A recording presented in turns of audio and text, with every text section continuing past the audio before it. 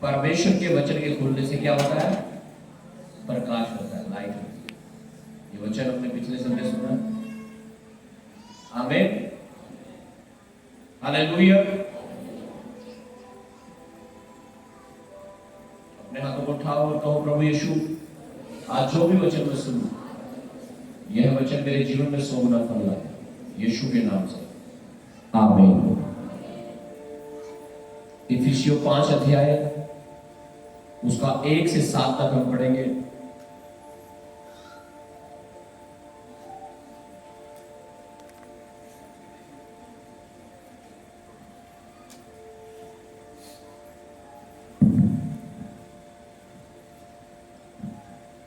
जी, इसलिए प्रिय बालकों के समान परमेश्वर का अनुकरण करो। इसलिए प्रिय बालकों के समान परमेश्वर का अनुकरण करो। रात चर्च में नाइट मीटिंग थी लगभग 3 बजे तक और बहुत ही आशीषमय समय था। पवित्र आत्मा ने अद्भुत अभिषेक हम सबके ऊपर किया और पवित्र आत्मा क्या होता है, अभिषेक क्या होता है, हम सब जान पाए। आमीन। तारीफ करो जोर से पवित्र आत्मा के लिए, परमेश्वर के लिए, उसके वचनों के लिए। हालेलुया, आमीन। Thank you Lord. इसलिए प्रिय बालकों के समान परमेश्वर का क्या करो? अनुकरण करो। पिछले 2 हफ्ते पहले, आई थिंक 2-3 हफ्ते पहले नैनीताल में गया था मैं किसी काम से, तो पहाड़ पे प्रार्थना कर रहे थे और प्रभु यीशु मसीह आए और मुझे इतनी आवाज बोली, बस फॉलो मी। फॉलो मी का मतलब होता है मेरा अनुसरण करो, मेरे पीछे चलो। हालेलुया। कई बार हम मसीह में तो हो जाते हैं लेकिन मसीह के पीछे नहीं चलना चाहते, चलना चाहते हैं अपनी मर्जी से, करना वही चाहते हैं जो हमें अच्छा लगता है। हालेलुया।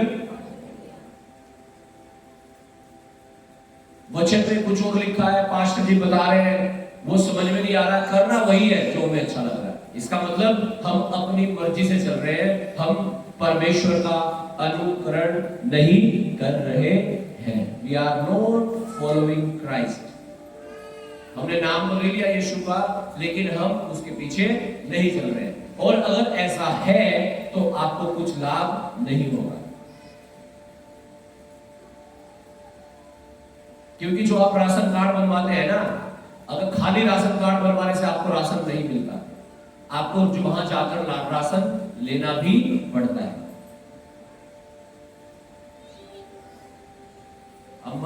मसीह में तो हो गया, लेकिन आप और कुछ भी नहीं कर रहे हो तो कुछ नहीं होगा। अनुसरण करना पड़ेगा परमेश्वर का, जो वो कहता है वो करना पड़ेगा, तब आशीष आएगी। आमीन। इसलिए प्रिय बालकों के समान परमेश्वर का अनुकरण करो। प्रिय बालकों के समान, जो अच्छे बच्चे होते हैं अपने माँ बाप के, पास्टर के, चर्च के, वो क्या करते हैं? जो भी पास्टर जी कहेंगे ना वही करेंगे। जो अच्छे बच्चे होते हैं आपके घर में, जो भी आप कहोगे ना वही करेंगे। क्यों? वो प्रिय बालक है। तो परमेश्वर भी यही चाहता है, हम कैसे बन जाए? प्रिय बालकों के समान बन जाए। बोलो, कैसे बन जाए? प्रिय, जो हर बात में अधीनता में रहते हैं, जो ओबेडिएंट होते हैं, आज्ञाकारी होते हैं कि हाँ पास्टर जी ने ये बोला, हम ये करेंगे। आमीन, हालेलुया। पापा ने ये बोला, हम करेंगे। मम्मी ने बोला घर में, हम ये करेंगे। आमीन। कब करेंगे? जब आप प्रिय बालक होंगे, अच्छे बालक होंगे। और अगर आप खुरापाती है, आप इस कान से सुनते हैं, इधर को निकालते हैं, तो ना तो आप घर सुन देंगे और ना यहां सुन देंगे, और वो तो बहुत दूर है स्वर्ग में, है ना? हालेलुया। इसलिए लिखा, प्रिय बालकों के समान परमेश्वर का क्या करो? बोलो बोलो, फॉलो करो गॉड को, परमेश्वर को, उसका अनुकरण करो। विश्वासियों और मसीहों का सबसे बड़ी बुलाहट उद्देश्य सिर्फ एक ही है, यीशु का अनुकरण करना। विश्वासियों की, मसीहों की, जो प्रभु के लोग हैं, हमारी बुलाहट का सिर्फ एक ही पर्पस है, एक ही उद्देश्य है कि हम परमेश्वर को फॉलो करें, यीशु मसीह का अनुकरण करें। मत्ती 5 अध्याय उसका 48 वचन पढ़िए।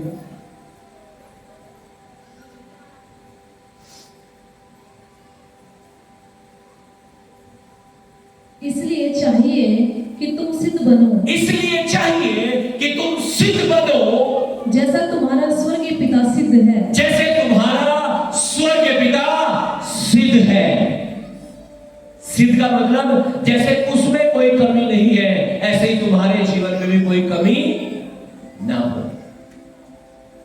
अनुकरण करने का मतलब तो यही है ना, पीछे चलने का मतलब यही तो है, पद चिन्हों पर चलने का मतलब यही तो है कि जैसा वो है हम उसके जैसे बन जाए। यीशु मसीह गाली देता था क्या? बुरा करता था क्या? पाप करता था? तो आज मसीहों में, विश्वासियों में ये चीजें कहां से आ रही है? From where it is coming? कहां से आ रही है? We have to understand the word of God. हमें परमेश्वर के वचन को समझना पड़ेगा। हालेलुया, आमीन, थैंक यू जीसस। यार सिद्ध बनो जैसा तुम्हारा स्वर्गीय पिता सिद्ध है। आप तैयार है यीशु मसीह के पीछे चलने के लिए, उसके जैसा बनने के लिए? आमीन।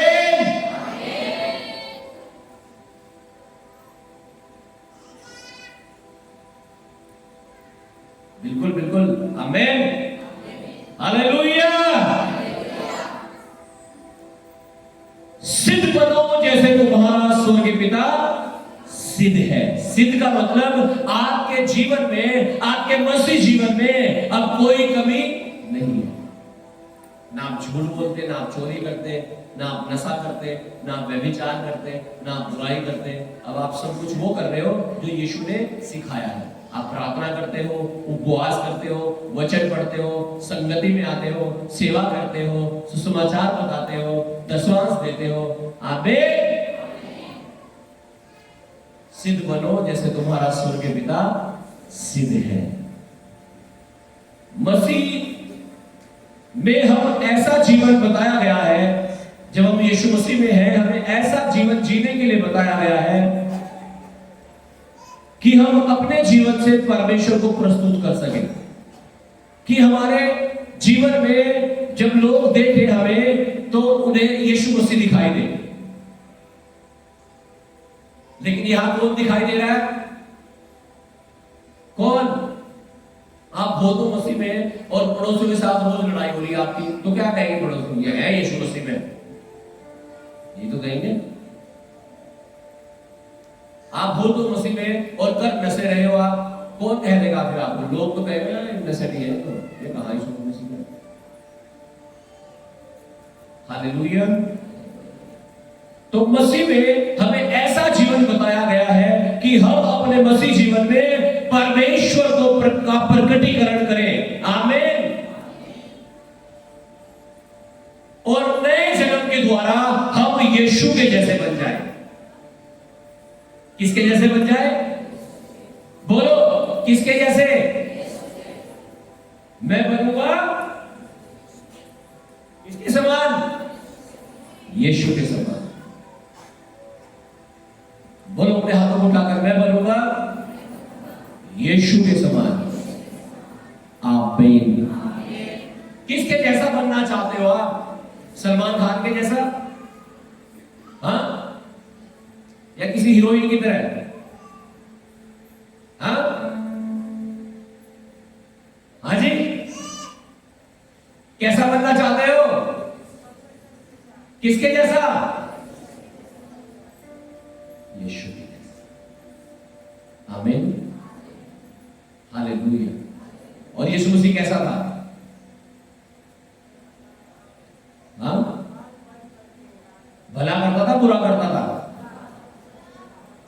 बोलता था, सच बोलता था। और यहां झूठ भरा पड़ा लोगों के जीवन में। हालेलुया।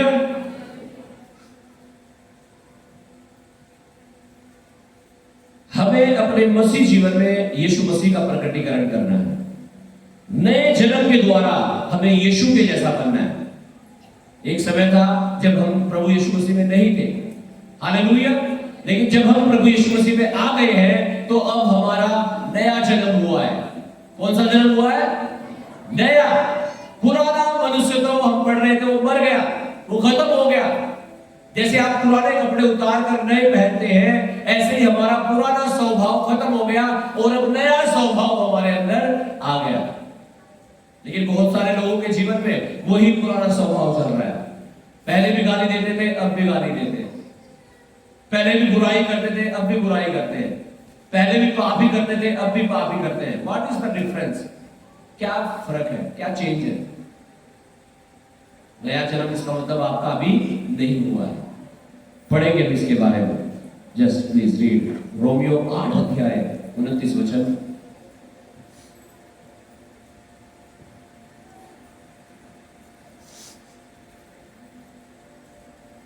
Romans chapter 8 verse 29। क्योंकि जिन्हें उसने पहले से जान लिया है, जिन्हें उसने पहले से जान लिया है, उन्हें पहले से ठहराया भी है, उन्हें पहले से ठहराया भी है कि उसके पुत्र के स्वरूप में हो, कि उसके पुत्र के स्वरूप में हो, ताकि वह बहुत भाइयों में पहलौठा ठहरे। ताकि वो बहुत भाइयों में पहलौठा ठहरे। हालेलुया। हो गया 29। हालेलुया। किसका स्वरूप होना चाहिए हमारे अंदर? किसका? हीरो हीरोइन का है क्या? किसी मनुष्य का? किसका? यीशु मसीह का। पढ़िएगा वचन, दूसरा कुरिन्थियों 3:18, पहला पत्रस 1:14-16। दूसरा कुरिन्थियों 3:18 पढ़िएगा जल्दी से। किसके जैसा स्वरूप होना चाहिए हमारे अंदर? यीशु के। दयालु, प्रेमी, अनुग्रहकारी, प्यार करने वाला। आमीन। Yes yes please. दूसरा कुरिन्थियों 3:18। परंतु जब हम सब के उघाड़े चेहरे से प्रभु का प्रताप इस प्रकार प्रकट होता है, जिस प्रकार दर्पण में, तो प्रभु के द्वारा जो आत्मा है, हम उसी तेजस्वी रूप में अंश अंश करके बदलते जाते हैं। आमीन। लिखा है प्रभु का प्रकाश हमारे ऊपर चमकता है जैसे आईने में चमकता है, और अंश अंश करके हम लोग क्या हो रहे हैं? बोलो, क्या हो रहे हैं? बदलते जा रहे हैं। अगर मसीह में होने के बावजूद भी आपकी आदत नहीं बदल रही है, आपका जीवन नहीं बदल रहा है, आपका सोचना नहीं बदल रहा है, आपका बोलना नहीं बदल रहा है, तो समझ लो यीशु मसीह आपके अंदर है ही नहीं। अगर यीशु मसीह आपके अंदर है तो लिखा है जैसे दर्पण में वो दिखता है, उसका प्रकाश आपके ऊपर चमकेगा और अंश अंश करके आप बदलते जाओगे, उसके जैसे बन जाओगे, उसके स्वरूप में बन जाओगे। आमीन। पहला पत्रस 1 अध्याय उसका 14, 15 और 16 वचन। आप तैयार हैं यीशु मसीह के जैसा बनने के लिए, उसके जैसा स्वभाव लेने के लिए, उसके स्वरूप में आने के लिए? यही तो वो चाहता है, इसलिए तो कह रहा है कि परमेश्वर का अनुकरण करो, यीशु का अनुकरण करो। आमीन। Let Jesus be for your role model. आमीन। पहला पत्रस 1 अध्याय 14, 15 और 16 वचन।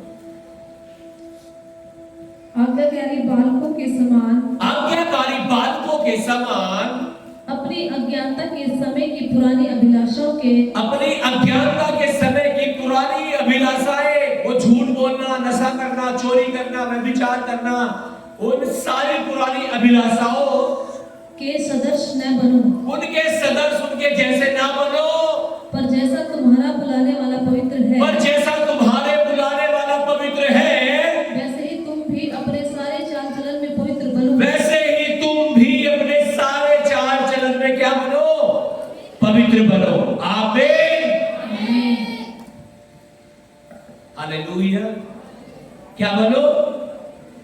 क्या बनो? पापी? क्या? पवित्र बनो। और वही तो नहीं बनना चाहते हैं? दशमांश कितना बैठ रहा है? 1000 बैठ रहा। चलो 500 दे देते हैं। ये झूठ नहीं हो गया क्या? झूठ हो गया ना ये चीज। Hallelujah, hallelujah. क्या झूठ पे जिएंगे क्या हम? हाँ, बिना नींव का घर बनाना चाह रहे हो क्या? क्या होगा बिना नींव के घर का?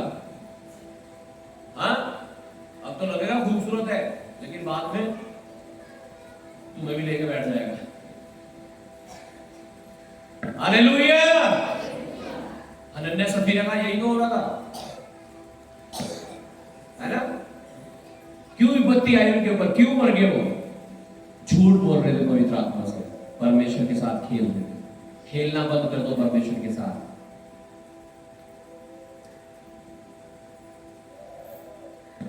पढ़िएगा तुम्हारा और आगे बढ़ो। 16 तक पढ़ो। क्योंकि लिखा है, पवित्र बनो क्योंकि मैं पवित्र हूँ। हालेलुया। क्योंकि लिखा है पवित्र बनो क्योंकि मैं, क्या बनना है? क्या बनना है? पवित्र। और पवित्र कौन होता है? जिसके अंदर पाप नहीं होता है। हम रात पढ़ रहे थे पाप के बारे में, मनुष्य के बारे में। हालेलुया। हम पढ़ रहे थे कि बचपन से ही मनुष्य के अंदर क्या होती है? बुराई। कहां होती है? उसके मन में। तो अगर आप पवित्र बनना चाहते हैं तो क्या करना पड़ेगा? अपने मन से गलत चीजों को निकालना पड़ेगा और अपने मन में वचन को लेना पड़ेगा, पवित्र आत्मा से भरना पड़ेगा। आमीन। इसलिए तो लिखा है पवित्र बनो क्योंकि तुम्हारा बुलाने वाला, तुम्हारा परमेश्वर क्या है? पवित्र है। आप तैयार है पवित्र बनने के लिए, पाप को छोड़ने के लिए, गलत चीजों को नो कहने के लिए? कि जब झूठ बोलने का नंबर आया तो नहीं, मैं नहीं बोल सकता। जब पाप करने का नंबर आया तो नहीं ना, मैं तो ये कर नहीं सकती। तैयार है ऐसा करने के लिए? तो परमेश्वर भी तैयार है आपको पवित्र बनाने के लिए, आपको नया जन्म देने के लिए। आमीन।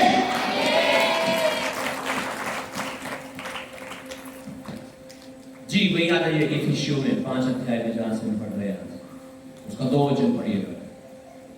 एक वचन क्लियर हो गया सबका?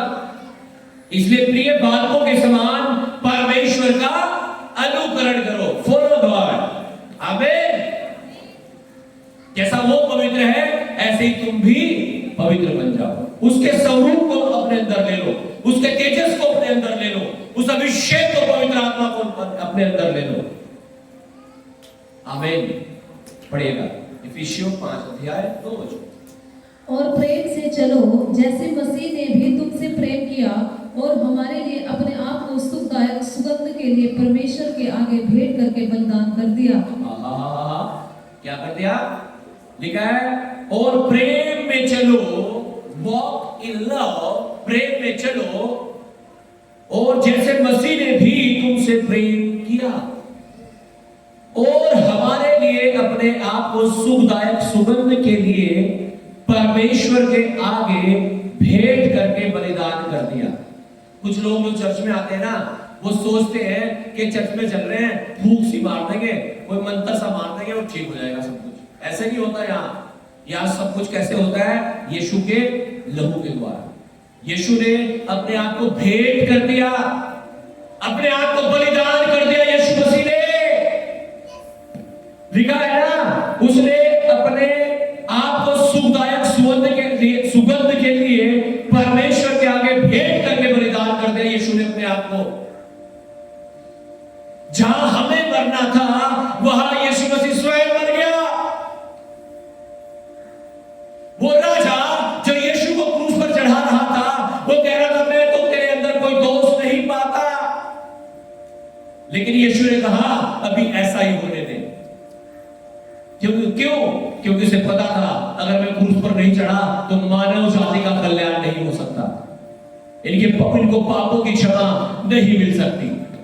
लेकिन इसलिए वो पाप की बलि एक ही बार में मेरे और आपके छुटकारे के लिए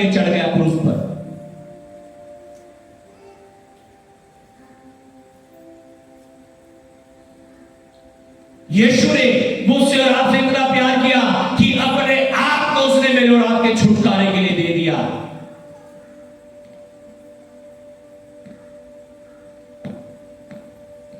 परमेश्वर स्वयं एक बहुत बड़ा उदाहरण है जिसने अपने आप को बलिदान कर दिया। किस लिए कर दिया? पापियों को बचाने के लिए। बोलो, किस लिए कर दिया? रोमियो 5 अध्याय 8 से 10 वचन तक पढ़ेंगे हम।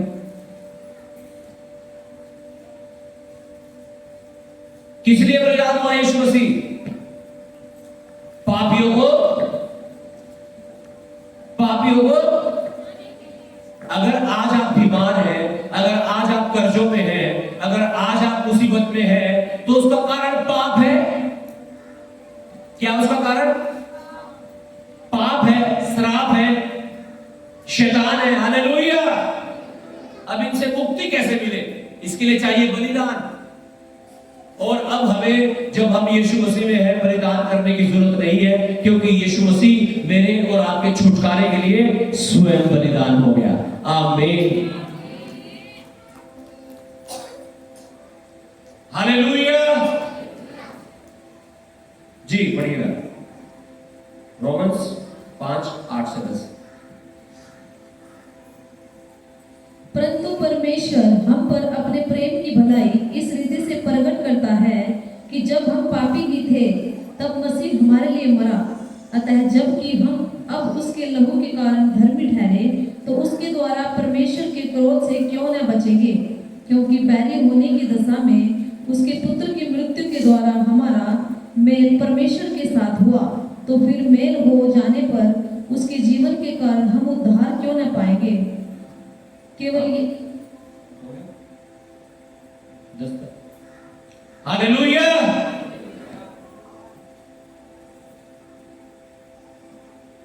दूसरा कुरिन्थियों 5:21 निकालिए।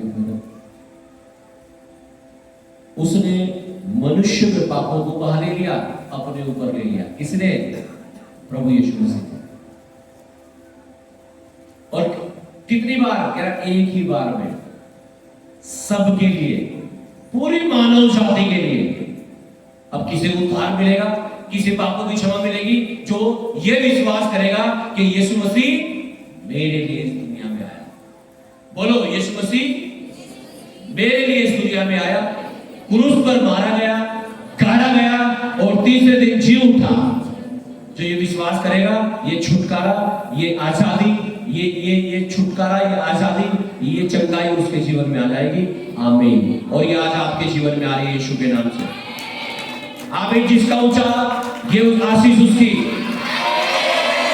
हालेलुया। पढ़िएगा दूसरा कुरिन्थियों 5:21।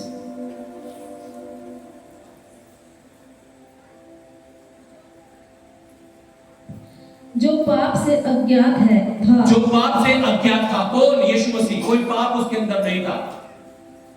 उसी को उसने हमारे लिए पाप ठहराया।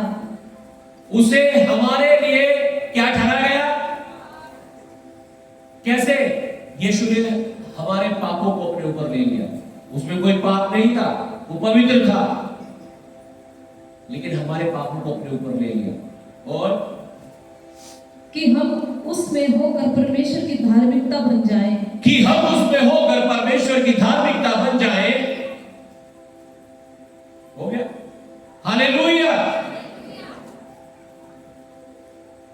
क्या बन जाए? किसमें? इसका मतलब अगर यीशु मसीह हमारे जीवन में नहीं है तो हम धर्मी नहीं है। अगर हमें धर्मी बनना है तो कौन होना चाहिए हमारे अंदर? कौन होना चाहिए? और यीशु कैसे रहता है? गीत गाते हैं ना, अपना दिल खोलो बदला करो। क्यों? क्योंकि आत्मा का रूप धर के राजा यीशु तेरे। अब आत्मा यानी पवित्र आत्मा के रूप में आज यीशु मसीह हमारे बीच में काम करता है और हमारे बीच में मौजूद है। लेकिन पवित्र आत्मा किसके अंदर काम करेगा? जो पवित्र होगा।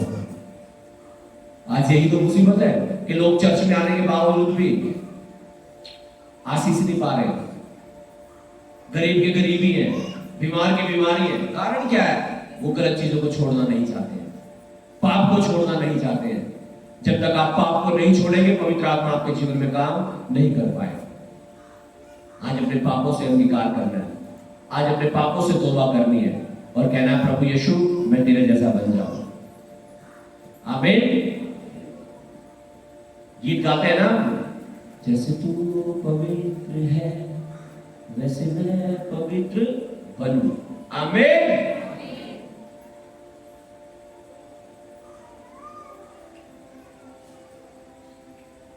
यहां हमने वचन इसका ए पार्ट पढ़ लिया, बी पार्ट में लिखा और हमारे लिए अपने आप को सुखदायक सुगंध के लिए परमेश्वर के आगे भेंट करके बलिदान कर दिया। पुराने नियम में जब हम पढ़ते हैं वहां पे लिखा है पापों के प्रायश्चित के लिए लोग बलिदान करते थे। क्या करते थे?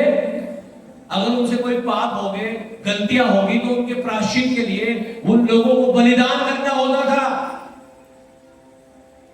और किस तरह के बलिदान करते थे? जब हम लेविटिकस एक बुक है, व्यवस्था, जब हम उसमें पढ़ते हैं एक अध्याय से आगे आगे हमें मालूम होता है, वहां पे लिखा होम बलि, पाप बलि, दोष बलि। हालेलुया। और वो कैसे कैसे करनी है उन सब के बारे में लिखा है। और लिखा है जब तुम पाप बलि करोगे, दोष बलि करोगे, अन्न बलि करोगे, तो एक सुगंध उसके अंदर से निकलेगी और वो सुगंध परमेश्वर तक पहुंचेगी और परमेश्वर उस सुगंध को पाकर खुश होगा और वो तुम्हारे पापों को क्षमा कर देगा। तो आज हमें इतना सब कुछ करने की जरूरत नहीं है, हम कोई बलि करने की जरूरत नहीं है। क्यों? क्योंकि यीशु मसीह खुद मेरे और आपके पापों के लिए बलि हो गया। आमीन। अब हमें कोई बलिदान चढ़ाने की जरूरत नहीं है। अब हमें जरूरत है तो किसकी? यीशु। आमीन। हालेलुया। किसकी जरूरत है मेरे आज? बस यीशु को दे दो। आमीन। लेकिन यीशु कब आएगा हमारे जीवन में? जब हम योग्य होंगे। आमीन। क्योंकि वो आत्मा के रूप में काम करता है हमारे बीच में। और पवित्र आत्मा कब काम करता है हमारे जीवन में? जब हम पवित्र होते हैं। आज खुदावंद आपको ग्रेस देना चाहता है पापों से बाहर आने के लिए, बीमारियों से बाहर आने के लिए, मृत्यु से बाहर आने के लिए। आप तैयार है चंगाई को पाने के लिए, जीवन को पाने के लिए, आशीषों को पाने के लिए? परमेश्वर तैयार है, वो आपको देना चाहता है। इसीलिए तो यीशु मसीह खुद बलि हो गया ताकि आपको जिंदगी मिल सके। उसने सारा दाम, सारा मोल चुका दिया, शैतान के सर को कुचल दिया उसने। आमीन। आज उसकी सामर्थ आपके जीवन में आने जा रही है यीशु के नाम से। Thank you Jesus. पढ़िएगा 3 वचन, इफिसियों 5:3।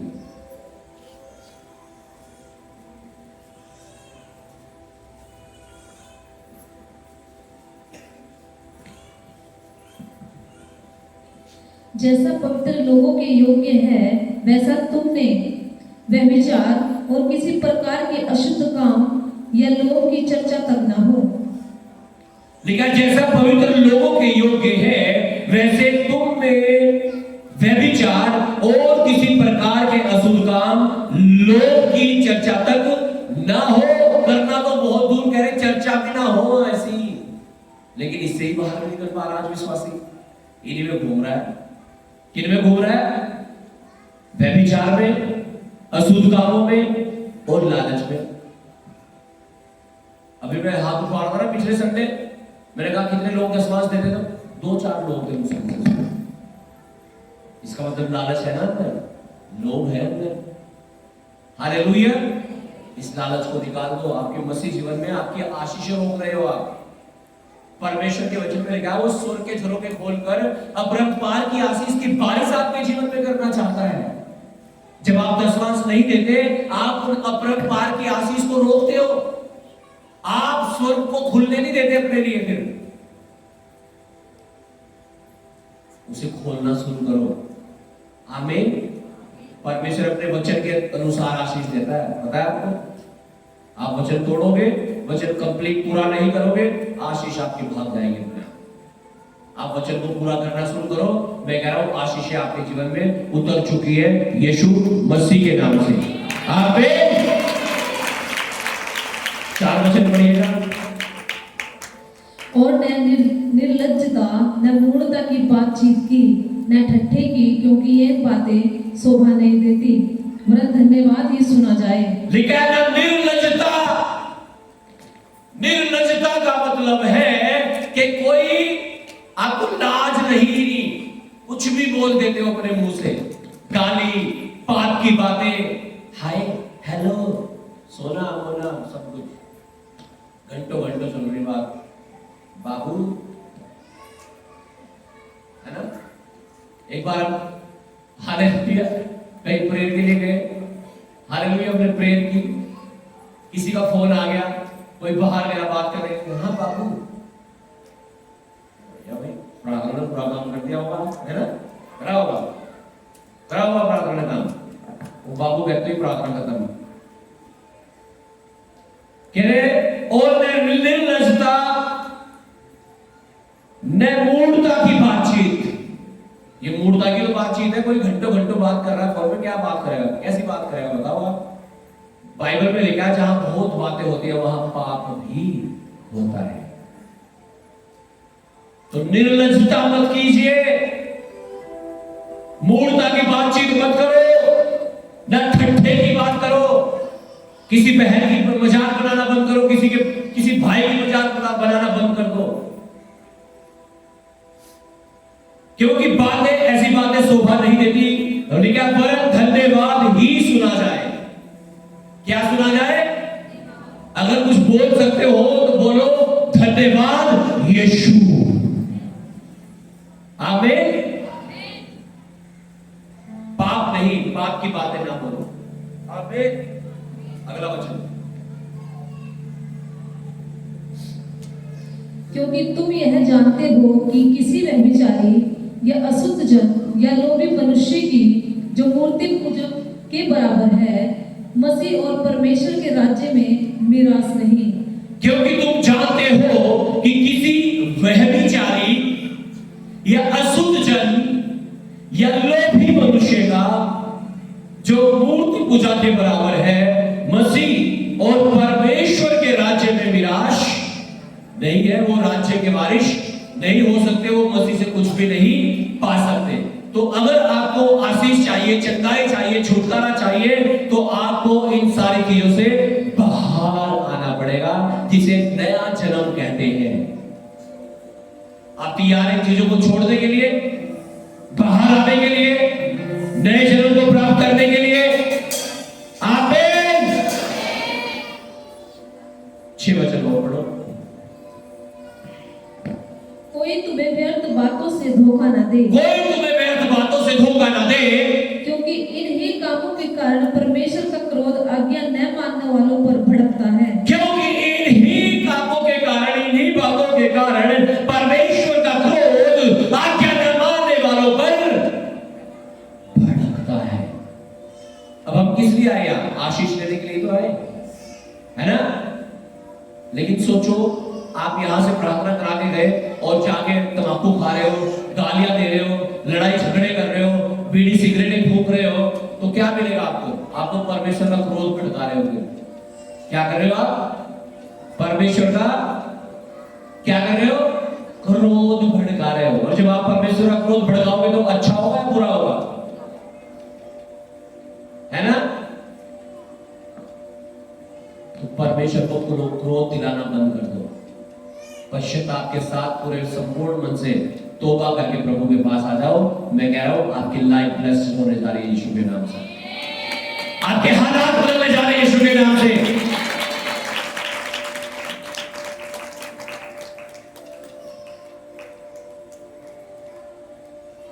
सात और लास्ट वचन पढ़िए। इसलिए तुम अपने सहभागी न हो, उनके सहभागी न हो, क्योंकि इसलिए तुम उनके सहभागी किनके? किनके? झूठ बोलने वालों के, चोरी करने वालों के, व्यभिचार करने वालों के, पाप करने वालों के, उनके सहभागी ना हो, नहीं तो हालेलुया परमेश्वर आपको ब्लेस नहीं कर पाएगा। आमीन। और ब्लेसिंग लेने के लिए तो हमारे प्रभु के पास बहुत सारे विश्वासियों को मैं देखता हूं, हालेलुया, कि विश्वासी तो वो है, मसीह में तो वो है, लेकिन मसीह उनमें नहीं है। कुछ फल नहीं मिलेगा आपको, कोई प्रतिफल नहीं मिलेगा आपको। आप ले हैंड करवा लेना, रोज ले हैंड करवा लेना, कुछ नहीं होगा जब तक मसीह आपके अंदर नहीं आएगा। आज यीशु मसीह को अपने अंदर ले लो, आज उसके जैसे बन जाओ, आज से उसका अनुकरण करना शुरू कर दो, उसके स्वरूप में उसके जैसे बोलना, उसके जैसे चरित्र हमारा हो जाए। यही चाहता है परमेश्वर। आज बहुत सारे लोग मसीह में तो आ जाते हैं, लेकिन वो मसीह में जो आज्ञाएं हैं उन्हें मानना नहीं चाहते। हर संडे चर्च में आना बड़ी मुसीबत लगती है लोगों को, जबकि परमेश्वर ने बहुत ही साफ कहा, 6 दिन तू काम करना और 7वें दिन अपने परमेश्वर की महिमा करना।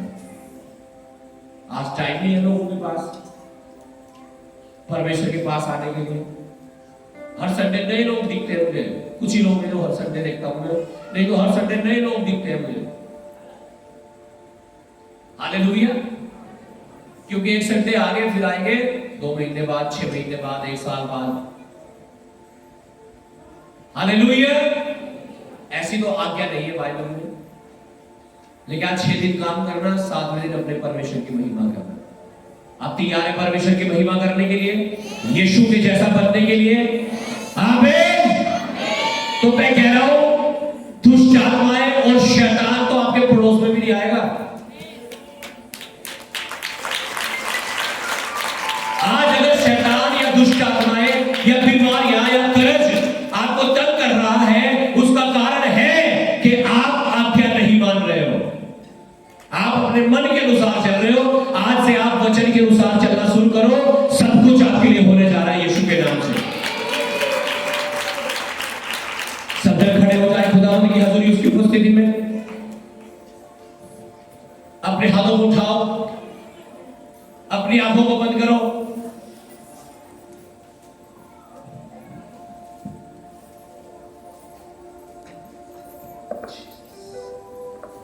आज यीशु के पास आ जाओ, उसके चरणों में आ जाओ। There is life in his presence, there is joy in his presence. उसकी उपस्थिति में छुटकारा है, उसकी उपस्थिति में जीवन है, उसकी उपस्थिति में आनंद की भरपूरी है। अपने हाथों को उठाओ।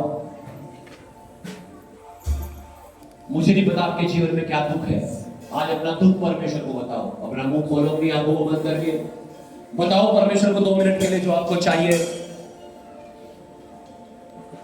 और आज आपको मांगना है, खुदावंद तेरा अभिषेक मेरे ऊपर आए, मैं तेरे जैसा बन जाऊं यीशु मसीह। हर गलत चीज, हर पाप मेरे जीवन से, मेरे मन से, मेरे शरीर से, मेरी प्राण आत्मा से यीशु के नाम से खत्म हो जाए। यीशु तेरे जीवित और पवित्र लहू से मुझे धो और मुझे अपने जैसा बना। हेल्प मी, मेरी मदद कर, मेरी सहायता कर जीसस। अपने हाथों को उठाओ। वो हालात बदल दे,